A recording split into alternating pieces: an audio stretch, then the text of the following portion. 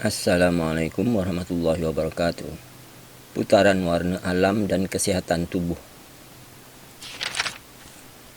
Sebelum meneruskan tontonan video ini, sila subscribe, like, share dan komen. Warna alam. Kita biasa melihat pelangi di kaki langit apabila ada tempat yang hujan dan ada pula sinaran matahari. Jadi warna pelangi ini adalah susunan warna daripada merah, oranye, kuning, hijau, biru indigo dan juga violet. Kita juga biasa melihat suasana di petang hari, suasana senja sebelum waktu maghrib dan nak masuk waktu maghrib lah. Terutamanya kalau kita berada di tepi pantai, maka kita akan nampak matahari mula nak tenggelam tu, suasananya kemerah-merahan. Orang menyebutnya mega merah sebagai tanda masuk waktu maghrib. Di pagi hari pula ada yang dinamakan sebagai lembayung ungu. Kalau kita dalam suasana sebelum waktu subuh ataupun sepanjang waktu subuh itu, kita berada di dalam perut kapal terbang dan kita memandang hala ke timur, maka kita akan melihat lembayung. Maknanya tu kaki langit ataupun dada langit dipenuhi dengan warna ungu. Dipanggilnya lembayung ungu. Jadi maknanya di pagi hari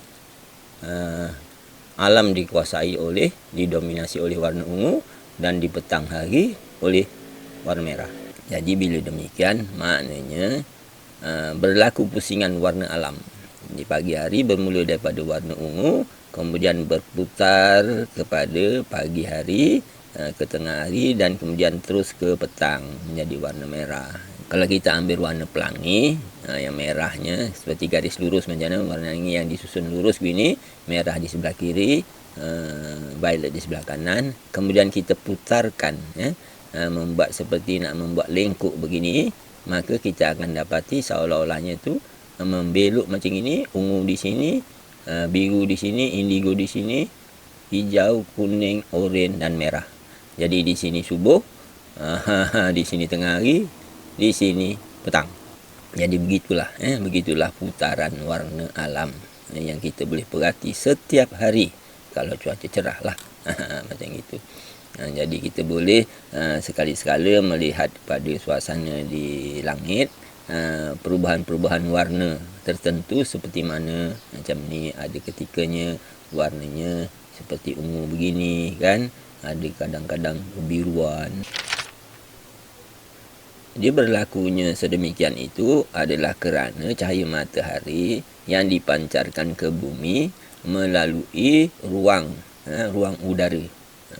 Kan di luar daripada bumi itu bergas, kemudian ada ruang udara kita, barulah bumi kita ni di dalam, di atas muka bumi. Jadi ada di antara atmosfera kita tu adalah dipenuhi dengan bumi. Jadi seolah-olahnya ia seperti cahaya matahari yang dipancarkan ke prism, kaca tiga segi tu kan, maka dia akan memisah. Seperti mana kalau kita di sekolah rendah atau di sekolah menengah dulu membuat uji kaji, cahaya dipancarkan ke prism, maka cahaya matahari itu akan terbias. Ini bergantung kepada jarak gelombang bagi setiap warna. Macam ini, jarak gelombang warna ungu yang paling hujung sekali adalah 380 nanometer. Jadi dia terbias jauh ke sini. Jauh. Manakala warna merah pula, jarak gelombangnya 750 nanometer. Jadi dia terbiasnya sedikit saja. Macam itulah kan. Jadi di antaranya tu, terbias di antaralah warna biru, warna hijau, kuning, oranye. Jadi biasan itu. Jadi bila demikian kita dapat faham matahari, bumi kan berpusing.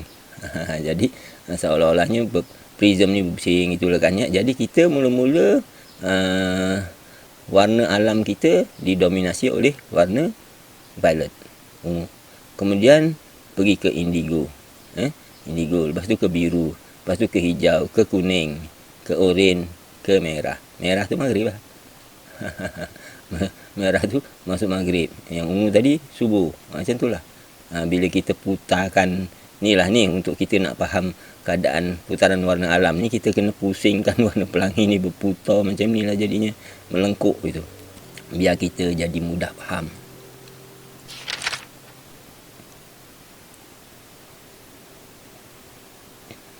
Jadi begitulah. Bila demikian, maka waktu subuh tu warna ungu yang mendominasi. Waktu maghrib warna merah yang mendominasi. Sini kan, warna ungu sini, merah sini. Jadi di antaranya tu inilah. Jadi tu. Jadi yang ini siang, yang malamnya ni, ini malam. Ini kan subuh, ini kan maghrib, ini siang hari.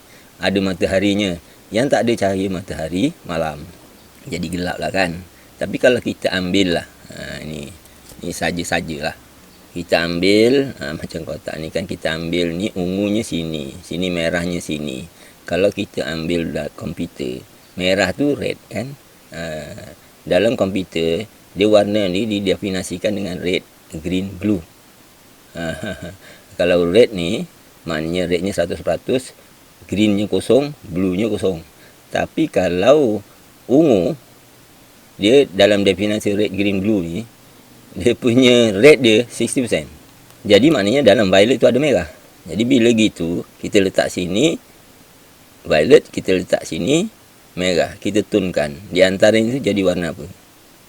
Jadilah warna merah jambu. Nah, itu yang nanti ada namanya aura merah jambu. Itu nantilah tu Bila kita lihat warna pelangi yang kita bengkokkan sini ni kan warna pelangi ni kita kena tahu bahawa ianya adalah sebahagian daripada julat elektromagnetic spectrum, iaitu dalam lingkungan visible light. Ke kiri daripadanya infrared, lagi ke kiri microwave, dan ke kiri lagi radio wave. Ke kanannya itu ultraviolet, X-ray, gamma ray. Ini elektromagnetic spectrum, maknanya yang ada frekuensi daripada yang rendah kepada yang tinggi, ataupun jarak gelombang daripada yang rendah di kanan, tinggi kiri. Jadi warna pelangi itu menggambarkan ruang kawasan ataupun julat frekuensi yang kita boleh lihat, visible light. Keupayaan mata mencerap lah jadinya kan. Itu berada pada julat 380 nanometer hingga 750 nanometer. Jarak gelombangnya. Ke kiri daripada merah tu infrared, ke kanan daripada ungu tu ultraviolet ray. Macam itulah dia ada 7 kelompok kan. Radio wave, microwave, infrared, visible light, ultraviolet, X-ray, gamma ray. Macam tu. Jadi bila kita bengkokkan gini ni, ini untuk kita mudah membayangkan putaran warna alam. Pada kebiasaan ni kita susun warna pelangi ni, kata beginilah. Tapi kali ni kita bengkokkan gini untuk kita jadi mudah faham tentang putaran warna alam. Putaran matahari lah, cahaya matahari kepada alam ini. Macam tu, secara mudahnya. Nah, bila demikian, putaran warna alam dalam sehari ni, kita boleh terjemahkan dia di dalam susunan solat waktu, 5 waktu. Jadi kan kita ada syuruk tu matahari timbul kan, terbit. Lepas tu maghrib tu matahari tenggelam. Jadi kalau kita ambil ini, saya ambil contoh 2 hari bulan Mac 2017. Ni kawasan Batu Pahat Johor. Jadi maghrib syuruknya 7.13, maghribnya 7.25. Apa maknanya?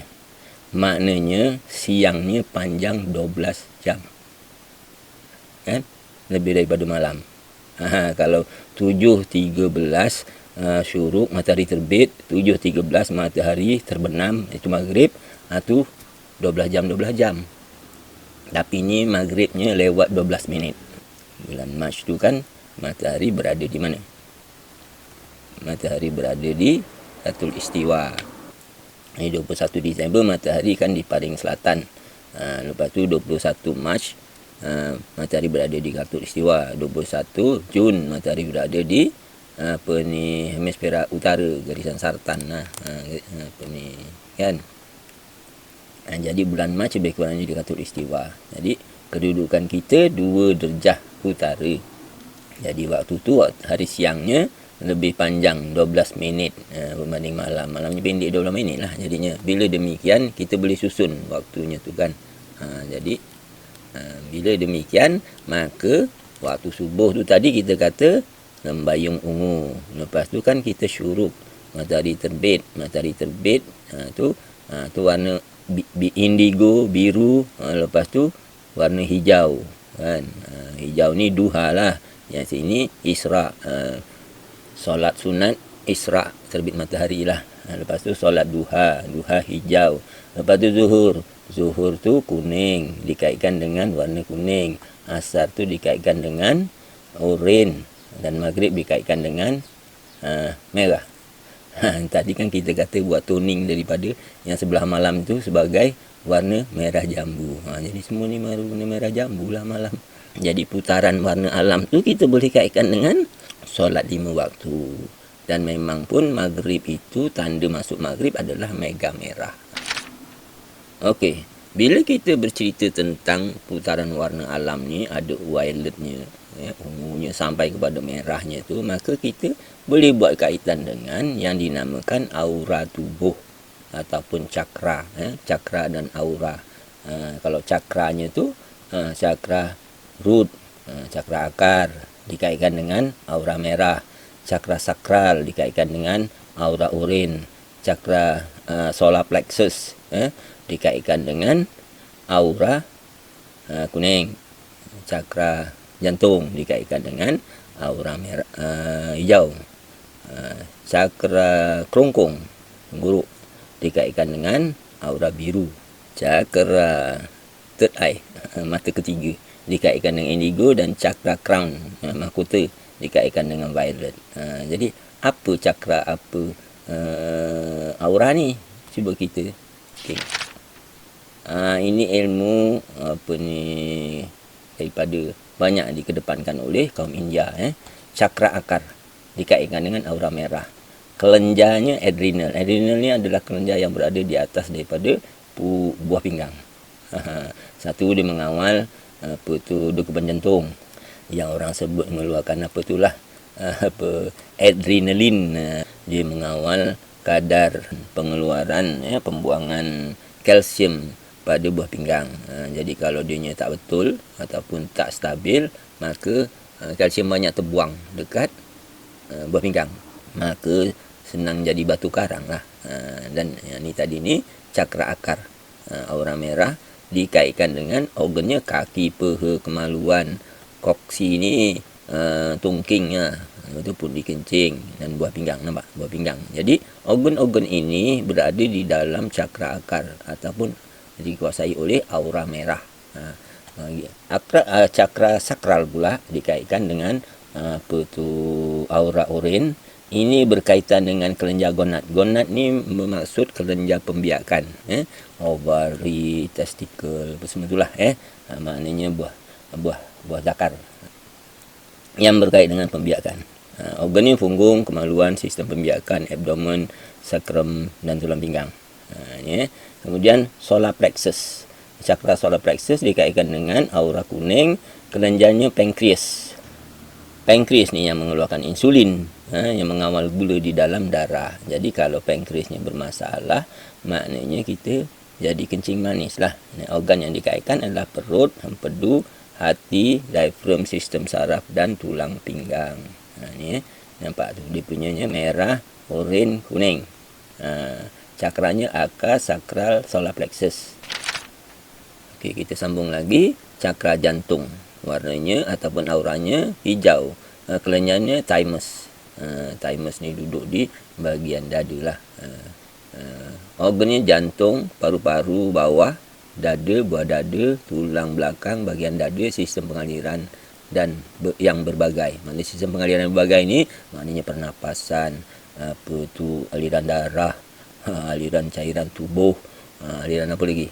Aliran penghadaman, aliran kencing. Macam itulah sistem pengaliran ini. Kalau dalam refleksologi dipanggilnya tu dalam apa tu meridian tubuh, triple heater. Ini dikaitkan dengan triple heater. Okey, yang warna apa ni cakra kerongkong ini dikaitkan dengan warna biru. Biru. Kelenjarnya thyroid. Thyroid ni dekat leher. Kan? Organnya tangan, kerongkong, mulut, suara, tulang leher dan sistem pernapasan. Jadi kalau tentang suara ni semua terkait dengan tiroid, dengan warna biru, aura biru dan kelungkung. Ya. Dahi pula, cakra dahi.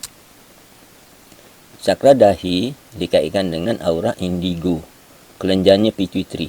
Pituitary ni adalah kelenjar utama yang mengawal segala kelenjar dalam tubuh. Jadi ini banyak terkesan oleh kewujudan stres di dalam tubuh. Nanti satu ketika kita bincang tentang stres, kita akan banyak membincangkan tentang pituitary.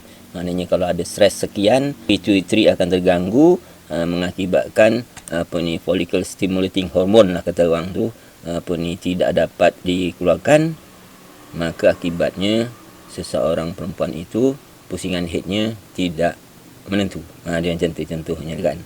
Kalau stres yang sekian pula menyebabkan pituitary kita tak stabil dan tidak dapat mengeluarkan hormon yang berkaitan dengan pankreas, maka pankreas tak dapat menjalankan fungsinya, tak mengeluarkan insulin, maka kencing manis lah kita. Macam itulah. Jadi berkait dengan aura indigo ni, ni berkait dengan perasaan lah ni. Banyak berkait dengan perasaan. Kelenjarnya pituitary. Jadi organnya dahi, telinga, hidung, mata kiri, tengkorak bawah, medula oblongata dan sistem saraf. Bila ianya terkait dengan medula oblongata, maknanya dia berkait dengan segala pergerakan tanpa sedar. Contohnya pernafasan, metabolisme, degupan jantung, contohlah ya, dia ada kait. Pasal otak medula oblongata ini yang mengawal segala pergerakan di dalam tubuh yang tanpa sedar. Kita tak sedar. Kita tidur pun bernafas juga kan. Macam tu lah. Degupan jantung bergerak juga kan. Metabolisme kita berjalan juga. Begitu juga ni disebutnya sistem saraf. Bila sistem saraf ni dia terkait dengan apa? Cerebellum. Dia terkait dengan otak cerebellum yang mengkoordinasikan otak dengan anggota-anggota kiri dan kanan. Kan bersilang di situ kan. Jadi kalau ada kaitannya dengan stroke semua tu, ni lah. Di sinilah. Ini salah satu daripada benda yang terkesannya ni. Sekarang cakra mahkota pula. Terkait dengan aura ungu ataupun violet. Kelenjarnya pineal. Pineal ni satu kelenjar yang di bahagian otak perasaan dalam sana tu. Dia ni yang menyebabkan kita ni jadi mudah faham apabila ada sesuatu perkara diterangkan kepada kita. Kalau kita ni ada masalah di kelenjar pineal ni kan ya, kita ni susah sikit lah nak faham. Kalau ada sesuatu perkara ke, penerangan ke, atau kejadian ke, kita jadi susah nak faham. Jadi kita susah untuk nak membuat pendirian. Jadi kalau kita ada masalah sini, kita susah untuk nak buat pendirian. Kita nak kata ya dengan tidak tu jadi payah kalau kita ada masalah. Jadi ini kelenjarnya, kelenjar pineal, auranya ungu, cakranya mahkota. Kawasannya mana? Subuh. Jadi kawasan subuh tu, kalau kita banyak solat ke kawasan situ tu, solatnya apa? Solatnya solat fajar, solat qabliyah subuh, solat sunat subuh lah. Lepas tu solat subuh. Dengan kita solat tu lah kita kutip aura warna ungu. Jadi yang akan menyetabilkan pineal ni. Jadi bila kita pineal kita ni elok, jadinya dia akan menyebabkan otak kita lapang dan mudah untuk datang kefahaman. Sesuatu itu menjadi jelas dan nyata kepada kita. Kalau ya, ya ya. Kalau tidak, ya tidak. Jadi untuk nak membuat keputusan ya dengan tidak tu, kita punya pineal ni, kelenjar pineal kita mesti spesial lah kata orang tu kan. Kalau tidak, kita jadi orang yang tak menentu pendiriannya. Kalau boleh mungkin kita katakan pendirian kita jadi tak tetap lah. Sekejap kita begini, sekejap kita begini. Pasal tak jelas. Sesuatu isu atau sesuatu perkara itu dia tak jelas kepada diri kita. Jadi kita tidak mengambil pendirian yang tegas, yang tetap, yang mantap. Macam tu kan. Kalau kita sudah membuat pendirian yang tetap, dia macam mana pun kita akan berpendirian begitulah. Macam itulah. Jadi organnya tengkorak, cranial, cranium, otak cerebrum, dan mata kanan. Otak cerebrum ni otak fikir. Sebab itu datangnya bentuk kepahaman tu tadi tu. kefahaman, common sense, semua tu, itu kerja otak cerebrum. Otak berfikir lah, otak kemanusiaan. Jadi kalau kita nak mempertingkatkan kemanusiaan kita, inilah pineal kita kena, kelenjar pineal kita kena kelas lah. Macam itulah istilahnya. Jadi kalau kita ada masalah dalam tubuh kita, ada masalah contoh keturunan ke apa benda lah, susah nampak anak apa, itu apa tu? Kelenjarnya kelenjar gonad, kelenjar pembiakan. Auranya apa? Auranya adalah urin. Urin di mana? Waktunya asar. Jadi kita sembahyang asar waktunya awal-awal lah. Pasal apa? Aura ni di awal waktu dia tinggi. Jadi kalau kita solat waktu itu, kita kutip dos tinggi lah. Kalau kita ada masalah apa? Bagian apa? Bagian pembuangan, maknanya kumuhan lah. Macamnya kencing ke berak ke gitu kan tu maknanya tu auranya cakranya cakra akar root auranya merah. Jadi maghrib kita sembahyang awal waktu lah, supaya kita dapat kutip dos yang tinggi. Macam kalau pil lah, pil tu dos tinggi lah. Macam ni contoh, kalau tinggi tu sekian, kalau akhir-akhir waktu tu dah tinggal sekian, tak ke 1/4 aja ni tinggal. Macam dos ini 100 mg, yang ini 25 mg. Berapa harganya kan tak sama kan. Macam tu lah. Sebab itulah Allah kata sembahyang awal waktu tu afdal. Siapa? Dia suruh kita kutip aura yang banyak supaya tubuh kita sehat. Jadi Allah suruh tu untuk apa? Untuk kita sebenarnya, bukan untuk Allah kan. Untuk kita, biar kita jadi sehat, kita kutip aura banyak. Jadi orang yang sembahyang awal waktu semua, dia kutip auranya cantik lah, maknanya macam tu lah lebih kurangnya. Peraturan-peraturan yang Allah beri tu semuanya ada dia punya kemanfaatannya untuk kita sendiri. Ini tadi kita mengatakan bahawa warna pelangi itu biasanya kita lukis tegak macam ni kan, lepas tu kita bengkokkan macam ni. Lepas tu warna pelangi itu adalah visible light, maknanya warna yang kita dapat lihat. Itu cuma direpresentasikan visible light di sini sikit je kalau kita banding dengan electromagnetic spectrum yang luas, yang ada 7 kelompok tu, daripada radio wave, microwave, infrared, visible light, ultraviolet, x-ray, gamma ray, tu kan. Itu ada 7 kelompok tu. 7 kelompok tu, visible light tu sikit je ni kat sini ni. Ni kat sini ni kita bengkokkan gini. Cuba kita bengkokkan electromagnetic spectrum tu, bengkokkan, zup jadi macam ni, zup jadi macam ni. Jadi inilah. Jadi ini violet, ultraviolet, x-ray, gamma ray. Tarik lagi sampai atas tak tahu ke manalah. Dia adalah sini cosmic ray. Itu kalau orang yang belajar astronomi, dia jumpa cosmic ray. Cosmic ray ni atas daripada gamma ray. Lepas tu yang sebelah kiri pula merah, lepas tu infrared, lepas tu microwave, radio wave. Tarik lagi sampai mana tak tahu. Itu wallahu a'lam, tu maha luasnya ilmu Allah tu, maha luasnya alam ini tu. Inilah dia ni. Kita boleh tengok dekat sini ni. Ni baru dekat alam kita ni yang kita nampak ni pun dah luas kemain dah. Ni daripada ungu sampai kepada merah pun dah luas dah kan. Apatah lagi kalau daripada gamma ray sampai kepada radio wave ni, tambah lagi kepada cosmic ray apa semua ni, segala yang kita belum capai lagi oleh teknologi sekarang ni. Kat sebelah sini ke sebelah sini ni. Dulu baru sampai gamma ray, sekarang dah jumpa cosmic ray. Macam itulah. Maknanya tu sains tu berkembang begitu dan masih tetap lagi ilmu Allah tu tetap benar. Macam itulah kan ya. Ni kalau kita bengkokkan. Jadi bila demikian, jadi ni solat tahajud. Tahajud tu kan sebelum 1/3 malam gitu kan tu. Lepas tu subuh, lepas tu isra', lepas tu duha, lepas tu zuhur, asar, maghrib, isya'.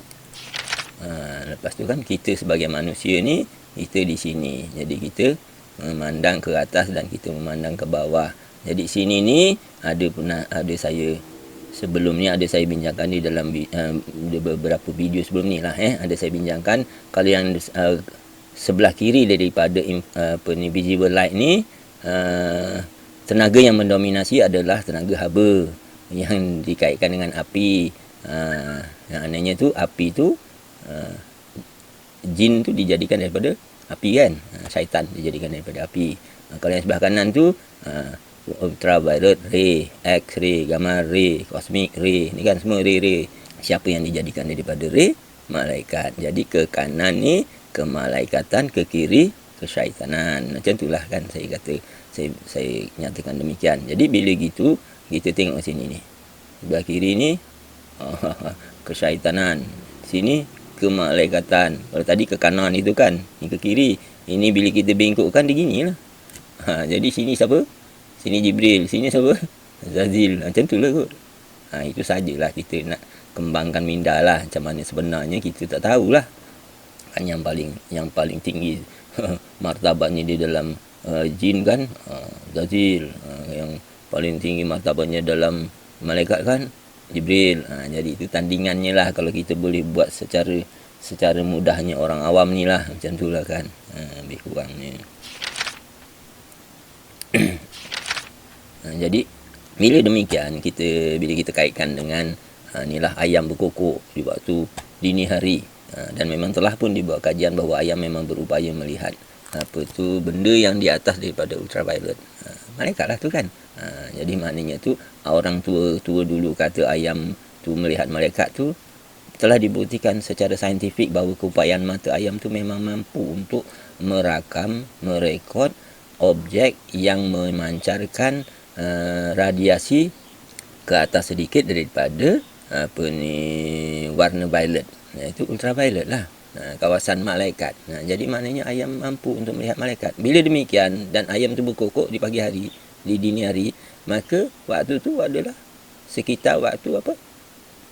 Waktu terbit fajar. Jadi bolehlah kita condongkan keadaan ni begini. Jadi malaikat turun pada waktu itu untuk bertukar tugas lah. Giliran untuk bertugas menjaga, melaksanakan kerja-kerjanya di alam ni. Jadi waktu itulah ayam tu tadi melihat pertukaran malaikat tu tadi, yang naik yang turun. Jadi sibuk di situ, ayam nampak ayam berkokok. Tu kata orang tua. Tapi secara saintifiknya rupanya dah dibuat kajian. Mata ayam ni boleh memandang. Dia ada kelebihannya tu. Cuma saya dia punya artikelnya tu tak tahu kat mana pulaknya tu. Saya pernah boleh baca. Benda tu lah kan. Kajian saintifik terhadap mata ayam yang mempunyai keupayaan lebih daripada keupayaan mata manusia. Jadi bila demikian ni aura. Jadi tadi kan kita cerita aura. Ni pada kebiasaannya ni menggunakan teknologi Rusia, Kirlin. Teknologi Kirlin gitu, kerana kita dapat mendeteksi aura daun, aura manusia ni semua ni kan. Kemudian tadi kita dalam ilmu cakra aura tu tadi, kita ada aura daripada violet subuh, yang kawasannya sekitar kepala otak gitulah. Kemudian kita jumpa aura indigo dan biru, kawasan tekak, kawasan dahi, itulah berkait dengan otak, berkait dengan tenggorok. Kemudian kita jumpa cakra jantung, itu aura hijau bahagian dada. Kemudian kita jumpa aura kuning, yang terkait dengan perut, limpa, sistem saraf. Kemudian aura oranye, sistem pembiakan, dan aura merah, otot saraf tulang, saraf tunjang. Kemudian kita jumpa yang waktu isyak ni merah jambu, warna merah ke violet, pituitary, hypothalamus, thalamus, limbic system, medulla oblongata, nukleus sel-sel tubuh. Ini berkait dengan ketenteraman, berkait dengan perasaan. Yang sebelah kanan pula tu berkait dengan solat tahajud lah, itu merah jambu juga, tapi warna violet ke merah. Jadi dah dekat dengan tubuh tu kan, otak cerebrum, limbic system, berkait dengan kedamaian, berkait dengan berfikir, otak berfikir. Begitulah aura yang dikaitkan dengan waktu solat.